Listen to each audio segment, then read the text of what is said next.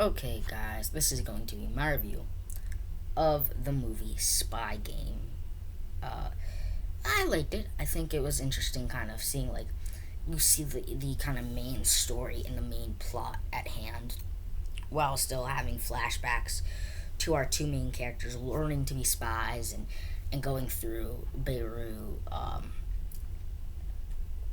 where all the big flashy stuff happens in the past. But what I love is that they have the flashbacks and all that stuff, but it ties into the direct story of breaking um, Tom Bishop out.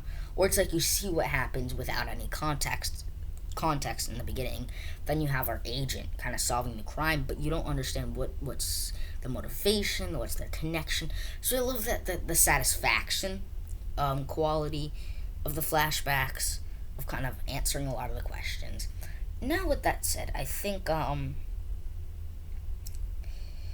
don't think there was anything special with this film. I think it was very interesting and very unique. But the flashbacks, the problem is with the beginning flashbacks didn't really matter per se. But I think like the stuff in Beirut mattered heavily. But the stuff beyond that didn't fully connect, didn't fully matter. I'd contend. And I'd say. So, while I think the performances were great, while I think the stuff in Beirut were great, and they didn't really. Because this film was mostly flashbacks, I didn't feel the connection to the story. Because again, it was all flashbacks, and it wasn't like they like a Slumdog Millionaire flashbacks, where it was where it was pretty much all like the problem is the main story of Slumdog Millionaire was their past, was the flashbacks. Here the main story was part of the flashbacks, but it was also what was going on concurrently in current time. But here it just felt like that there was that disconnect because it was like constantly narrated, constantly switching between past and present, and I always felt more connected to the present because that's the plot, that's the story. But in the past, yes, it connects to the story, but I always just felt that sense of disconnect.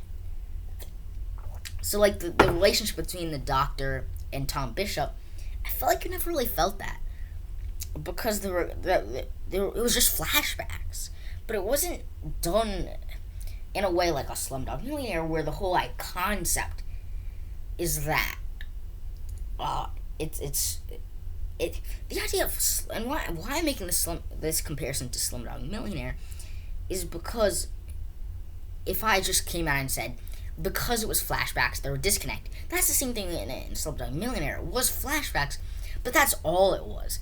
Where it was like it wasn't flashbacks, it was just it took place in the past. You know, where it's like the present reflected of the past.